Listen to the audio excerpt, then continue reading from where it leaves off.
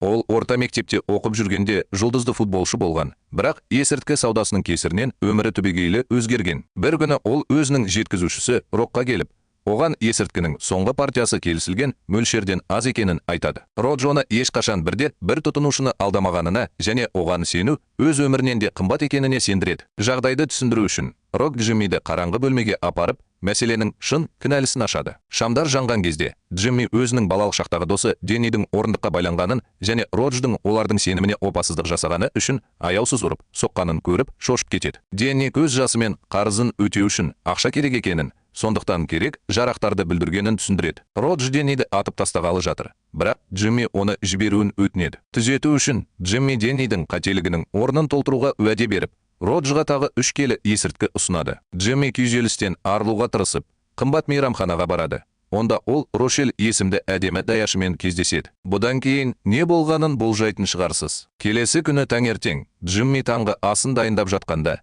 кенеттен Фубр оның үйіне келді. Олар қару жарақ пен есірткі тауып алып, оны дереу тұтқындап, түрмеге жіберді. Түрмеде Джиммидің әкесі, отставкадағы полиция қызметкері Биг Джим қонаққа келеді. Биг Джим ұлы үшін алаңдайтыны анық және бұл жағдайға жауапкершілікті сезініп, Джиммидің заңсыз әрекеттеріне қатысы бар деп өзін кінәлайды. Ол Джиммиге сот оны ең көбі 5 жылға бас бостандығынан айыруы мүмкін екенін айтады. Алайда Фубр агенті Эдмунд Бомонт мәміле жасауды ұсынды. Егер Джимми сотта өзінің барлық қылмыстарын мойындаса, оның жазасын 2 жылға дейін қысқартуға болады. Келесі күні Джимми сотқа келіп, уәде етілгендей жеңілірек жазаны күтіп, қылмыстарын мойындайды. Алайда судья күтілетін мерзімді қысқартудың орнына, оның мерзімін күтпеген жерден 10 жылға дейін ұзартады. Джимми бұл оқиғаның өзгеруіне таң қалды және қатты алаңдады. Өзін сатқындықпен сезініп, Эдмунд Бомонтқа ашуланып қарап, оны неге алдағанын сұрайды. Бірақ ол әрі қарай әрекет етпес бұрын бөлмеге күзетшілер кіріп, оны алып кетеді. Джимми қазір Мичигандағы қатаң режимдегі түрмеде 7 айдан астам уақыт өткізді. Осы уақыт ішінде ол өзінің сүйкімділігі мен қарым-қатынас дағдыларын пайдаланып, барлық тұтқындардың құрметі мен жанашырлығына ие бола отырып, өзіне берік бедел қалыптастырды. Джиммидің ерекше әлеуметтік дағдыларының арқасында Фубр агенті Лорен Макколи таңданып, мәміле жасау үшін кездесу ұйымдастырды. Джимми оның жанында отырған Эдмундты байқаған кезде, ол тағы бір жаңылыстыратын ұсыныс жасалмай ма деп ойлай алмайды. Лорен оны мұқият тыңдауға шақырып, оны тез тыныштандырады. Ол өзінің харизматикалық тұлғасын өз пайдасына пайдалануға бір ғана мүмкіндігі бар екенін түсіндіреді. Ол әрі қарай түсіндіреді. Егер Джимми қазіргі уақытта Спрингфилдтің қатаң режимдегі түрмесінде отырған сериялық өлтіруші және балаларды зорлаушы Ларри Холлмен дос бола алса, және ол Ларри жерленген жерлеудің орнын анықтай алса, онда ол қазіргі уақытта Спрингфилд түрмесінде отырған сериялық өлтіруші және балаларды зорлаушы Ларри Холлмен дос бола алады. Қатаң режим жағдайында оның жас құрбандары оған берілген үкіммен кешіріледі. Джимми бұл тапсырманы орындау үшін Фубр неге оның көмегіне мұқтаж деп ойлайды. Лорен Ларри Холлдың тамаша алдамшы актер екенін және полиция алдында қылмыстарын жиі мойындайтынын түсіндіреді. Мен оған қол тигізе аламын ба? Тек кейінірек сотта өзінің кінәсіздігін жариялау үшін бұл оның босатылуына әкеледі. Билік оны нақты қауіп емес, назар аударатын сериялық мойындаушы ретінде көреді. Дегенмен Лорен бұл жолы басқаша екенін айтады. Оларға Ларриге жақындай алатын және одан ақпарат ала алатын адам керек. Өйткені ол іздерді сыпырып, дәлелдерді жоюға шебер. Джимми Спрингфилдтегі қауіпті қылмыскерлерге қатысты алаңдаушылығын білдіріп, оны сол жерге жіберудің орындылығына күмән келтірді. Бұған жауап ретінде Лорен жағдайдың ауырлығын атап өтіп, егер ештеңе жасалмаса, Ларри Холл қашып, жазықсыз қыздарды аулауды жалғастыруы мүмкін екенін ескертті. Содан кейін ол Джиммиге Ларри Холл туралы егжей-тегжейлі айтып береді. Оны ұсынысты қарастыруға қалдырмас бұрын. Сол түні өзінің мазасыз ойлары мен шамадан тыс ойларынан ұйықтай алмай, Джимми Ларри Холлдың құжаттарын мұқият қарай бастайды. Ол Ларридің ісінің егжей-тегжейіне үңіліп, оның өміріндегі күрделі басқатырғышты біріктіруге тырысады. Құжаттарды зерттей отырып, ол Ларридің отбасылық тарихын зерттеп, оның мотивтері мен мінез құлқына жарық түсіретін кез келген белгілерді іздейді. Келесі күні Джимми әкесіне Фубрдың Спрингфилдте қандай да бір құпияны ашу үшін жасырын жұмыс істеу керек деген жаңа ұсынысы туралы айтып береді. Сериялық өлтіруші, оның орнына олар оның үкімін толығымен алып тастайды. Дегенмен, ол Джиммиге Спрингфилдте күтіп тұрған қауіптер туралы ескертеді. Бұл жасырын жұмыстың болжамсыздығын көрсетеді. Ол егер Джимми одан да көп қиындыққа тап болса, оның салдары ауыр болуы мүмкін. Бұл оның жазасын қысқартудың орнына, оның мерзімін ұзартуы мүмкін деген алаңдаушылығын білдіреді. Келесі күні Джиммидің өгей шешесі Сэмми Кин оның бетіне алаңдаушылық білдіріп қонаққа келеді. Ол кеше түнде Биг Джимнің миына инсульт алғаны және қазір ауруханада жатқаны, өмірі үшін күресіп жатқаны туралы жүректі ауыртатын хабарды жеткізеді. Инсульт Джиммидің жағдайына байланысты стресстен туындады. Өйткені Биг Джим болған оқиғаға өзін жауапты сезінеді. Дірілдеген дауыспен Сэмми Джиммиді фыбырмен келісімге келу туралы байыпты ойлануға көндіреді. Бұл оның әкесіне көп уақыт қалмауы мүмкін екенін баса айтты. Оның сөздері Джиммиге ауыр тиеді. Бұл жаңалық оның Спрингфилдке бұл істі шешуге көмектесу үшін ғана емес, сонымен бірге әкесінің оны мақтан тұтуы үшін баруға деген табандылығын оятады. Акция 1993 жылдың 10 қыркүйегіне бірнеше жыл бұрын Ларри Холл қылмыстарының басталуына байланысты кейінге қалдырылды. ФБР агенті Брайан Миллер Джессика Роуч есімді 15 жасар қыздың өлімін тергеуге келді. Оқиға орнында куәгер бұл аймаққа бірнеше рет барған фургонды көргенін, бірақ фургонның түсін немесе көлік жүргізіп келе жатқан адамды есіне түсіре алмайтынын айтады. Сонымен қатар Брайан Джессиканың бүктелген киімдері мен аксессуарларын байқайды.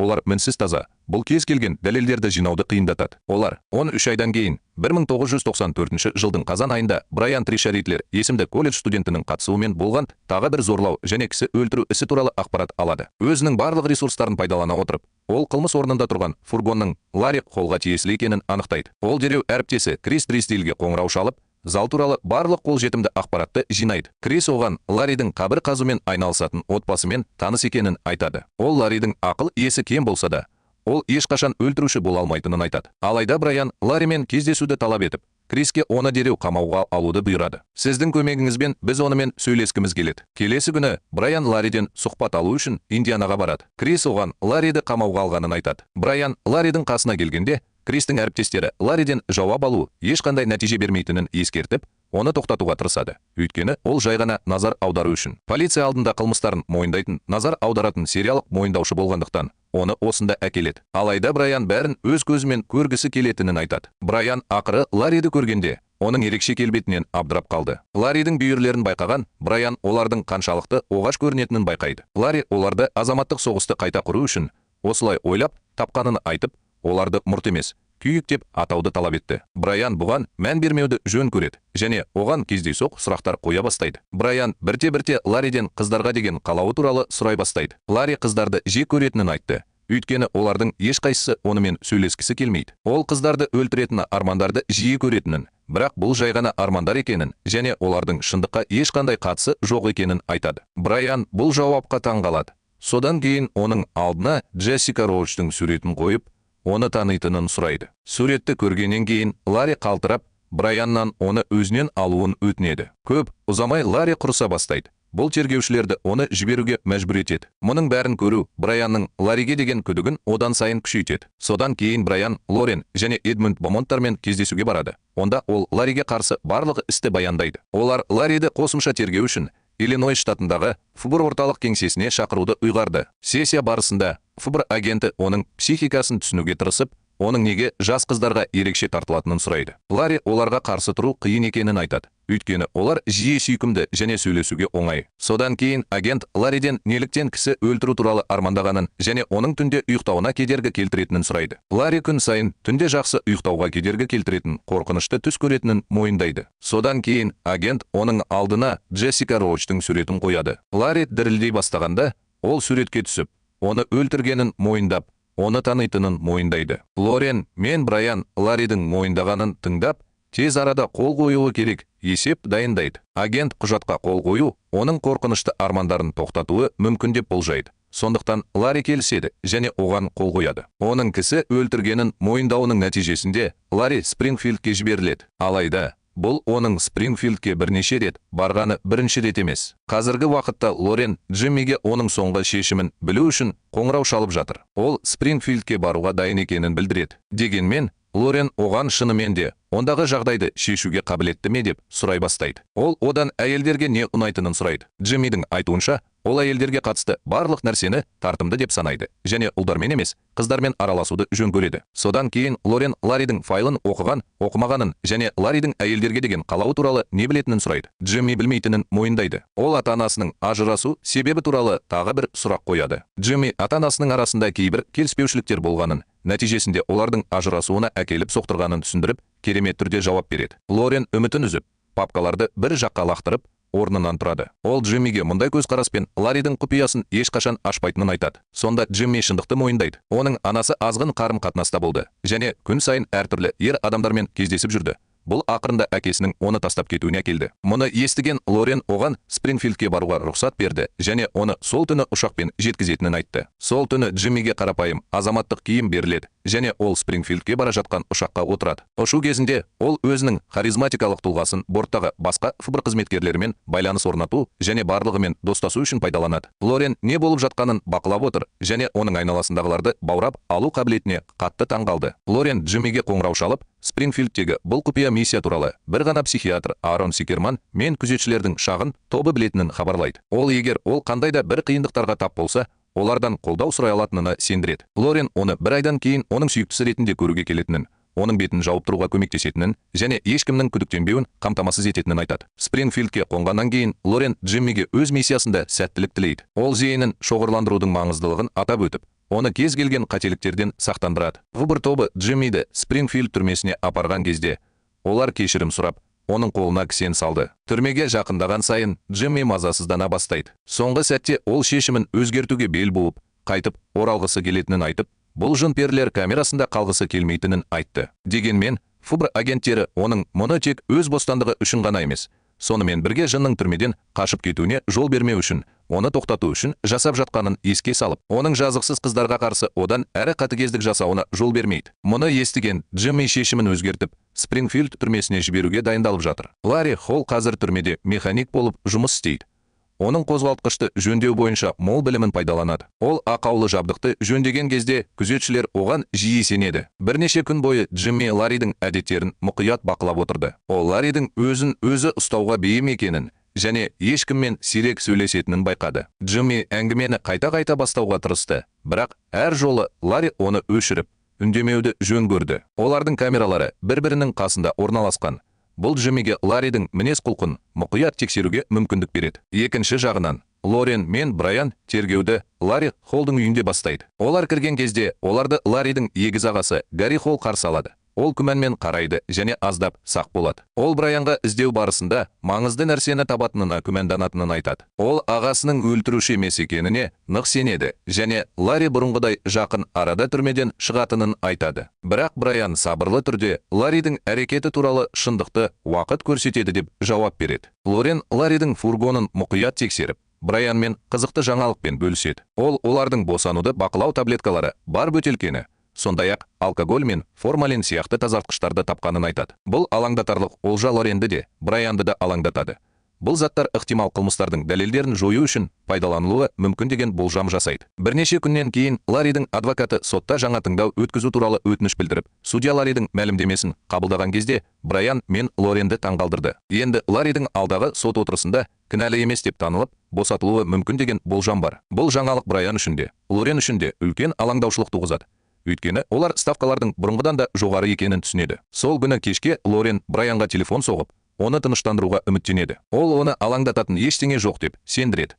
Өйткені жасырын агентке Ларри туралы ақпарат жинау және оның құпияларын ашу міндеті жүктелген. Оның тыныштандыратын сөздеріне қарамастан, Брайан әлі де қатты алаңдайды. Оның айтуынша, бұл тәсіл нақты нәтижелерге әкелмеуі мүмкін. Ренжіген ол әрі қарай қалай әрекет ету керектігін білмей, әңгімені кенет үзеді. Телефон тұтқасын қойғаннан кейін, Брайан назарын бөлменің бұрышында тыныш ойнап жүрген қызына аударады. Ол оны бақылап тұрғанда, алаңдаушылық толқыны оны басып қалды. Ол оны қоғамның құбыжықтарынан қорғай аламын ба деп ойлап, өз ойына батады. Келесі күні Лорен Брайанмен кездесіп, оған Джиммидің миссиясы туралы толық ақпарат береді. Ол Джиммидің есірткі саудасына қатысты іс бойынша қамауға алынғанын, бірақ оның адамдармен тез тіл табысуға мүмкіндік беретін харизматикалық тұлғасы бар екенін түсіндіреді. Лорен бұл оны құнды активке айналдыратынын атап өтті, өйткені ол одан пайда көре алады.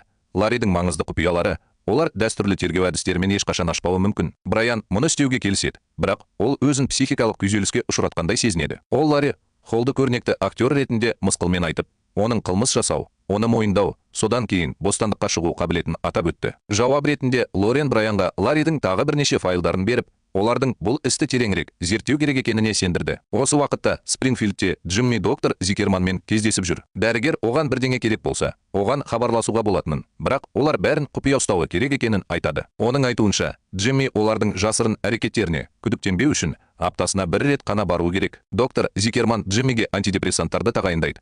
бірақ Джимми оған таблетка қажет емес екенін және өзін қалыпты сезінетінін айтады. Дегенмен, дәрігер оған бірнеше айдан кейін оның психикалық жағдайы өзгеруі мүмкін екенін айтады. Сондықтан ол дәрмекті дереу қабылдауды бастау керек. Джимми құлықсыз келіседі. Содан кейін ол дәрігерден төтенше жағдайда хабарласуға болатын телефон нөмірін сұрайды. Доктор Зикерман үйдегі стационарлық телефон нөмірін береді және Джиммиге өте қажет болған жағдайда ғана қоңырау шалуын айтады. Дастархан басында Джимми Ларридің жалғыз отырғанын және тамақтанып жатқанын байқайды, ал басқалары одан қашықтықты сақтайды. Оған жақындауға бел буған Джимми алшақтықты жоюға тырысады. Кейінірек дәріханадан дәрі-дәрмектерін алып жатқанда, ол Ларриге сәлем беру арқылы оның назарын аударуға тырысады. Бірақ Ларри жауап бермейді. Ол камерасына қайтып келгенде, Джимми Ларриге қоңырау шалып, оның неге сонша тыныш екенін сұрайды және ол жай ғана сөйлескісі келетінін айтады, өйткені олар көрші. Алайда Ларри оны елемей кетіп қалады. Бұл Джиммидің Ларридің қабығынан өтуге деген шешімін күшейтеді. Келесі күні Ларри ортақ бөлмеде теледидар шоуын көріп отыр. Кенеттен тағы бір қатал тұтқын арнаны күштеп ауыстырып жатыр. Мұны көріп отырып,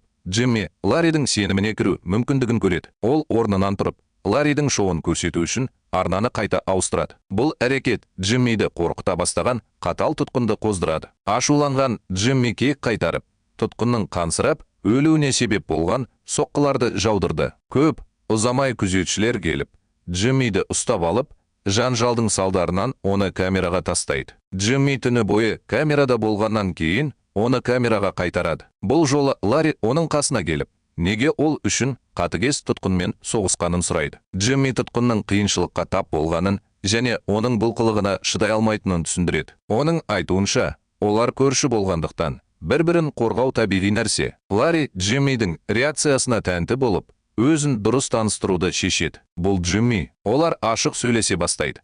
Бұл олардың арасында қандай да бір байланыс орнатады. Джимми Ларримен сенімді қарым-қатынас орнату мүмкіндігін сезінеді.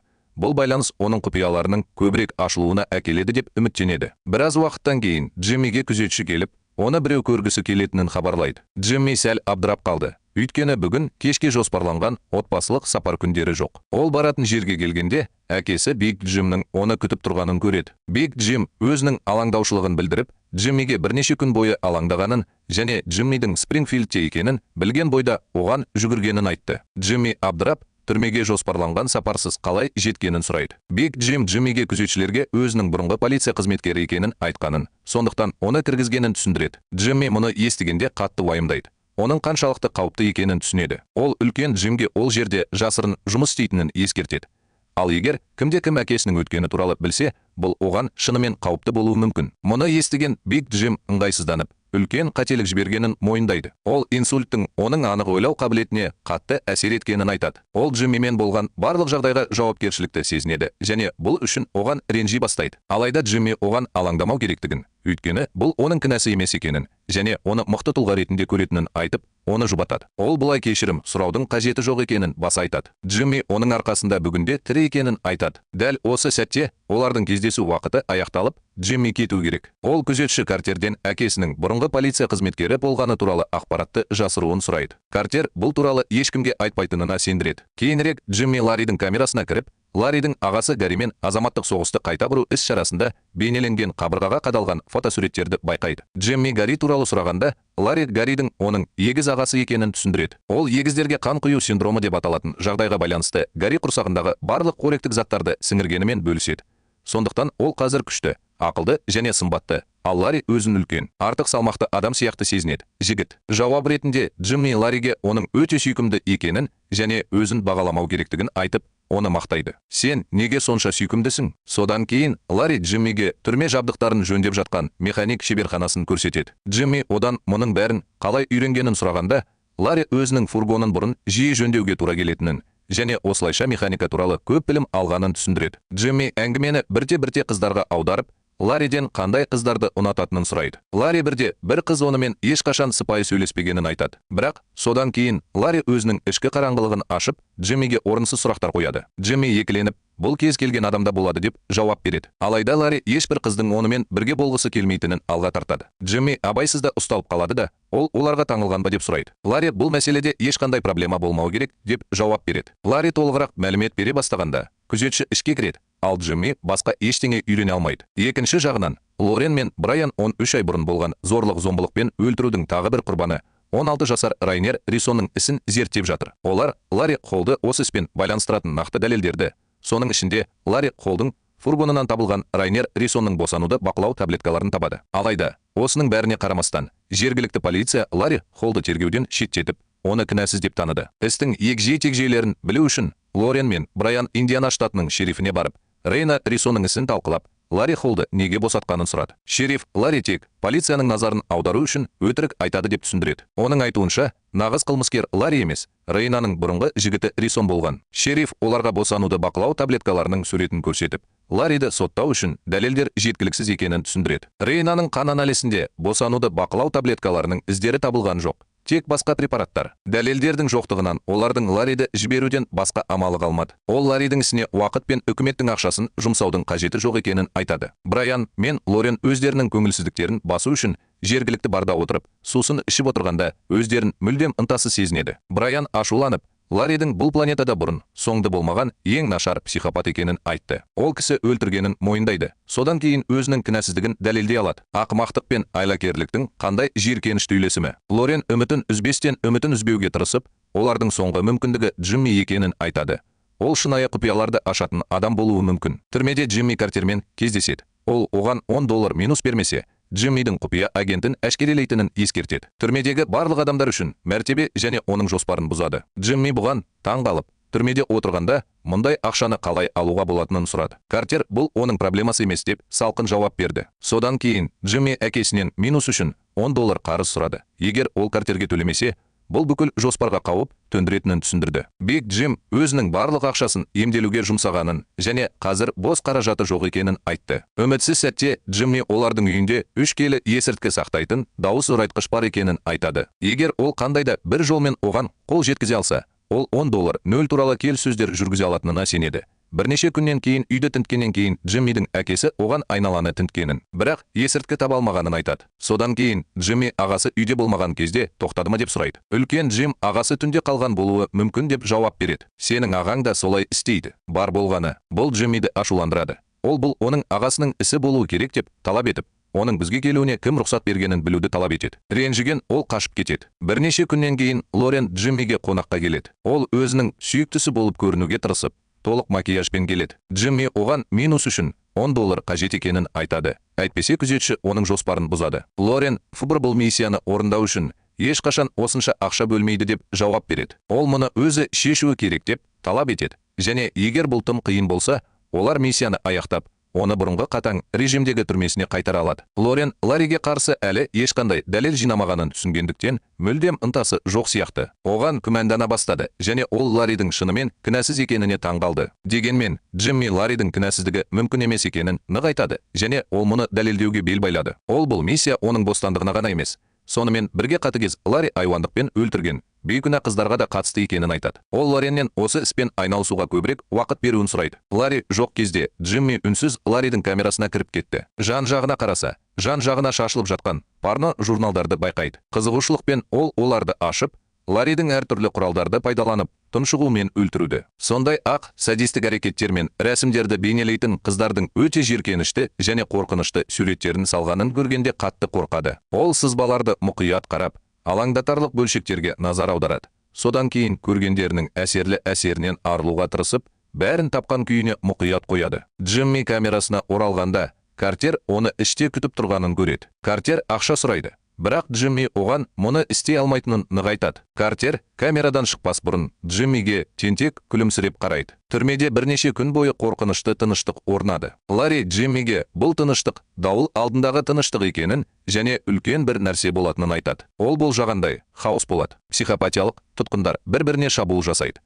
Бұл зорлық зомбылықтың өршуіне әкеліп соғады. Нәтижесінде көптеген тұтқындар мен күзетшілер қаза тауып, барлық жерде қантөгіс пен қирау билейді. Алайда Джимми мен Ларри өз камераларында қалып, тәртіпсіздіктерге араласудан аулақ болып, өздерін қорғай алады. Полиция ақыры қиын күрестен кейін тәртіпсіздіктерді бақылауға алды. Осыдан кейін Ларри тазалау жұмыстарының жетекшісі болып тағайындалды. Бұл оның тазалау тәжірибесінің арқасында. Ол барлық тұтқындарға үлкен энергиямен жұмысқа кірісіп, қалай тазалау керектігі туралы ынтамен айтып береді. Мұны көріп отырып, Джимми Ларридің ерекше тазалау дағдылары оған қарсы барлық дәлелдерді сәтті жасыруға мүмкіндік беретінін түсінеді. Олар тазалау жұмыстарын жүргізіп жатқанда, Джимми Ларриге балалық шағы туралы сұрақ қояды. Ларри бала кезінен бейіттерді қазғанын және осы уақытқа дейін 100-ден астам қабір қазғанын айтады. Джимми таңғалып, бала кезінде қабірдегі мәйітпен түнде жалғыз қалудан қорыққанын сұрайды. Ларри абайсызда бір кесек маса қорқудың қажеті жоқ деп жауап береді. Бұл Джиммиді таңғалдырады. Ол адамның бір кесек маса де артық екенін айтады. Олар жаны бар жаратылыстар. Бірақ Ларри неліктен адамдар өлгендермен бірге құнды сағаттар мен сақиналарды көміп жатқанын сұрап, дауды жалғастыруда. Бұл заттар өлгендер үшін құнды емес, бірақ тірілер үшін пайдалы болуы мүмкін. Содан кейін ол бала кезінен әкесінің оны түн ортасында қабір қазу үшін өзімен бірге алып кеткені туралы әңгімелейді. Ларри кішкентай қолдарымен бірнеше сағат бойы қазып, ақыры мәйітке жеткенше, олар бай марқұмға тиесілі құнды заттарды тапты. Ларри сақиналар мен басқа да бағалы заттарды бірінен соң бірін шешіп, әкесіне тапсырды. Алайда бағалы сақина мәйіттің саусағына қадалып, орнынан қозғалмай қалды. Содан кейін Ларридің әкесі оған құралды беріп, сақинаны алу үшін саусағын кесуді бұйырды. Ларри дәл солай істеді. Саусағын кесіп, сақинаны сәтті шығарды. Бір таңқаларлығы, ол бала кезінде де өз іс әрекетіне өкінбеді. Бұл оның басынан бастап психопат болғанын анық көрсетеді. Бұл эмпатияның жоқтығы әкесінің бұл жұмысқа әдеттегі ағасы Гарриді емес, Ларриді таңдауына себеп болуы мүмкін. Ал қазір Ларри Джиммиден балалық шағы туралы сұрап жатыр. Джимми бала кезінде өзін жалғыз сезінгенін айтады. Оның әкесі Биг Джим оның жалғыз досы болған. Ол онымен ойнап, бірге уақыт өткізген. Алайда анасы бар бизнесін ашып, басқа жігітпен кездесе бастағанда бәрі өзгерді. Бұл оның ата-анасының арасындағы келіспеушілікке әкеліп соқтырды. Нәтижесінде ол одан да оқшауланды. Сайып келгенде, бұл оның ата-анасының ажырасуына әкеліп соқтырды. Бұл оның жалғыздық сезімін күшейтті. Джимми анасының жаңа жігітінің өте қатыгез болғанын және оны жиі қорлайтынын түсіндіріп, әңгімесін жалғастырады. Бір күні бұл адам Джиммидің анасына шабуыл жасай бастағанда, ол оны тоқтату үшін араласуға тырысты. Алайда ер адам қатыгездікпен кек алып, Джиммиді қатты ұрғаны сонша, оның қабырғасын сындырып алған. Джимми көрші бөлмеде азап шегіп отырғанын есіне алды және анасының бұл адаммен жақын қарым-қатынаста болғанын естіді. Ларри Джиммиге оның ауруы тек қабырғаларының сынуынан ғана емес,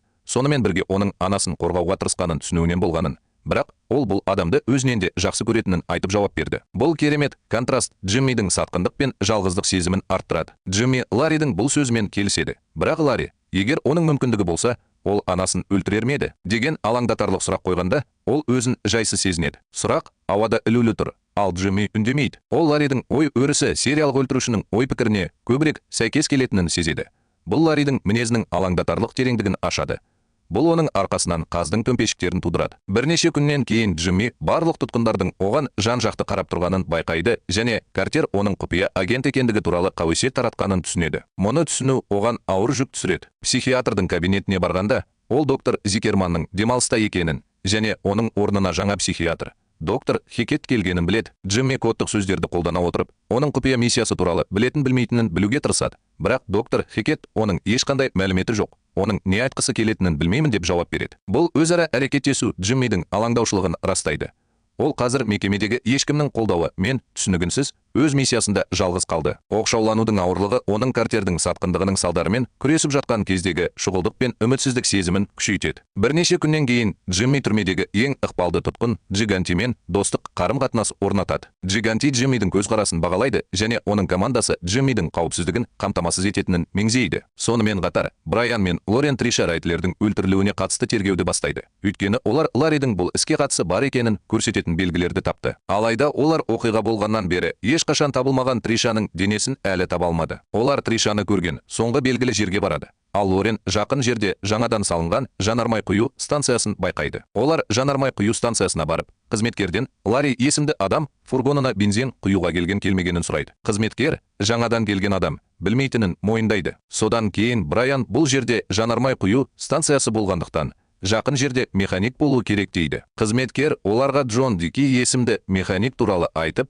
оның қайда екенін айтады. Брайан мен Лорен Джон Дикиге қонаққа барады. Ол қызына жемпір тоқуды ұнататын көңілді адам. Олар оған Ларридің суретін көрсетіп, оның жөндеуге келген-келмегенін сұрайды. Джон Ларриді шынымен танитынын айтады. Өйткені ол шеберханаға жиі баратын. Дегенмен, ол Ларридің дүкенде жұмыс істейтін жас әйелдерге жиі қарап, оларға ыңғайсыздық пен сенімсіздік тудырып, бір түрлі әрекет еткенін қосады. Алайда Ларри Джонның қызы Одримен флирт жасамақ болғанда, Джон оған дүкенге кіруге мүлдем тыйым салды. Лорен қосымша ақпарат алу үшін Одримен сөйлесе алатынын сұрайды. Джон оларға Одридің қазір қалада тұратынын және олар қосымша растау алу үшін сол жерге бара алатынын хабарлайды. Брайан мен Лорен Одриге барып, одан Ларри туралы не білетінін сұрайды. Одри Ларридің өте қорқынышты адам болғанын, ол кездескен әрбір қызды қорлағанын, тіпті оларды фургонына күшпен сүйреп апаруға тырысқанын айтады. Ол бір алаңдатарлық оқиғаны есіне алды. Ол оған сыйлық ретінде көкірекше алып келді және ол оның өлшеміне сәйкес келді. Бұл оның қаншалықты мазасыз және обсессивті болғанының айқын дәлелі болды. Одри сөзін жалғастырып,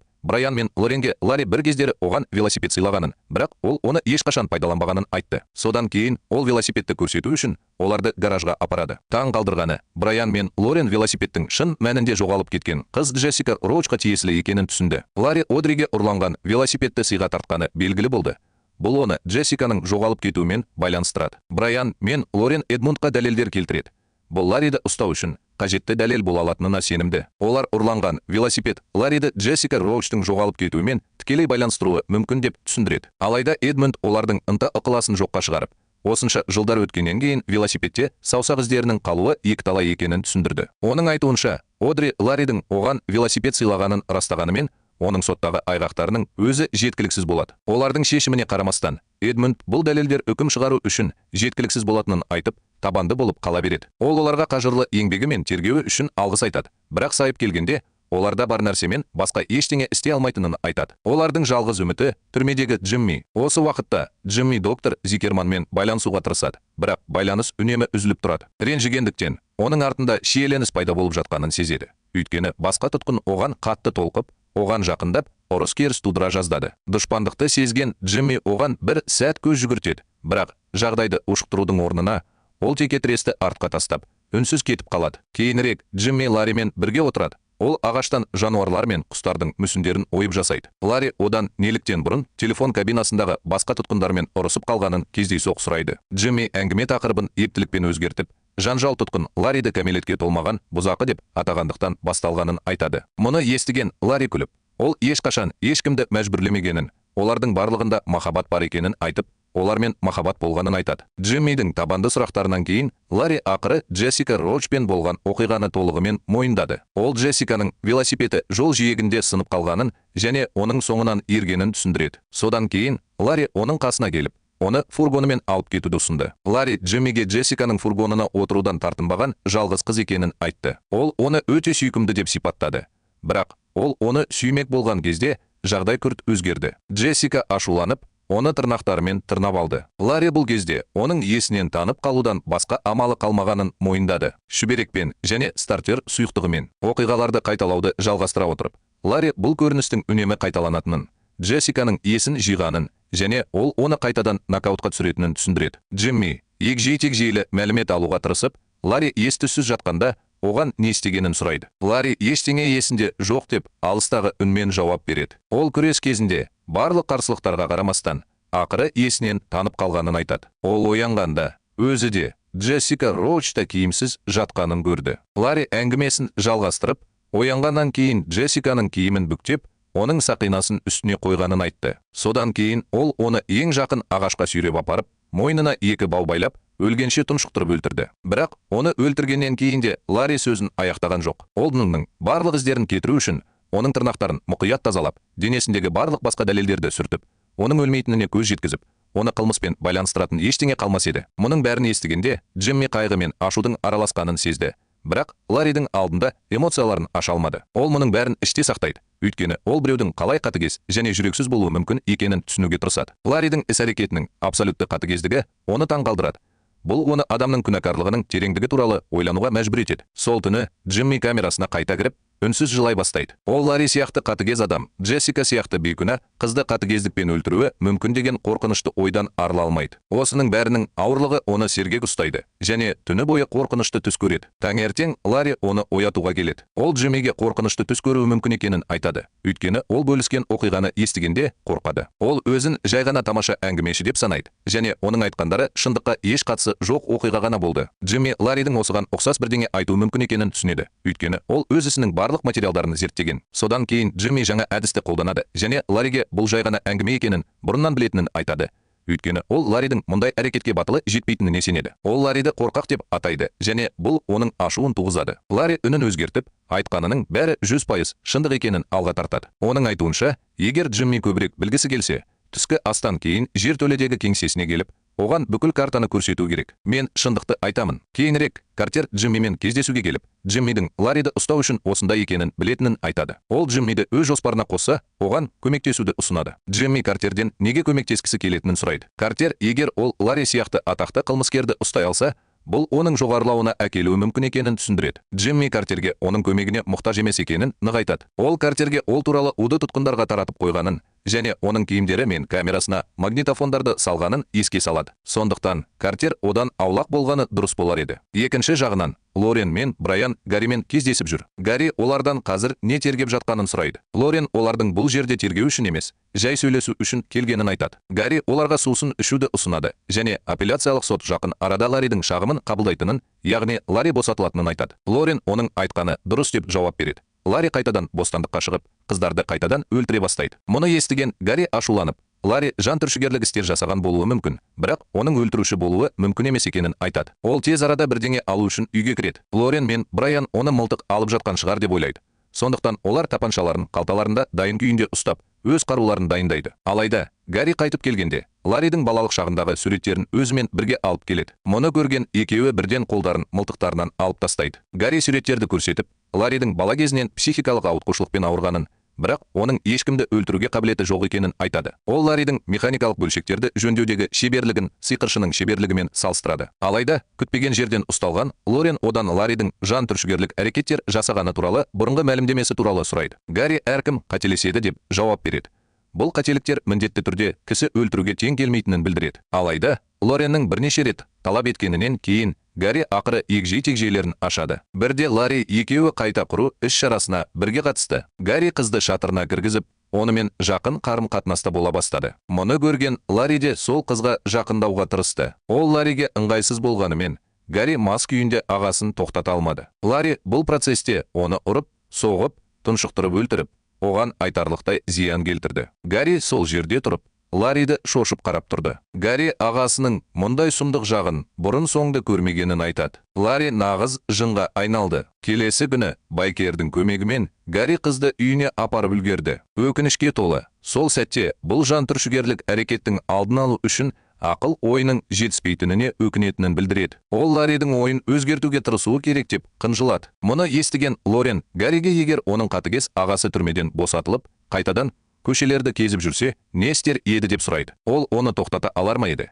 Әлде өмірінде осындай құбыжықтың болуына шыдай алар ма еді деп ойлайды. Оны бақылап, оның біреудің анасына немесе қызына тигізетін ықтимал зиянын біледі. Гарри өзінің жетекші сұрақтарына жауап таба алмай үнсіз қалады. Екінші жағынан, Джимми Ларримен кездесу үшін жертөлеге қарай бет алады. Онда Ларри өзі өлтірген қыздарды қайда жерлегенін көрсететін егжей-тегжейлі картаны сызды. Джимми картада 21 лашын мүсіні бар екенін байқады. Ол Ларриден неліктен дәл 21 мүсін жасағанын сұрайды. Бұл оның орнына 20 немесе 22 мүсінді таңдауға болатынын көрсетеді. Ларри бұл сұрақты жоққа шығарып, 21 оның бақытты саны екенін айтты. Қызығушылық танытқан Джимми ағаштан жасалған мүсіндердің мақсаты туралы сұрайды. Ларри бұл мүсіндердің өлгендердің жанын қорғайтынын түсіндіреді. Осыдан Джимми Ларридің 21 қызды өлтіргенін түсінеді. Ларри картаны орап, үйіне жіберу үшін оны орап алады. Содан кейін Джимми одан осының бәрінен кейін түнде ұйықтай алатынын сұрайды. Ларри жиі қорқынышты түс көретінін мойындайды. Джимми картаны сақтамай, жақындары тыныштық табу үшін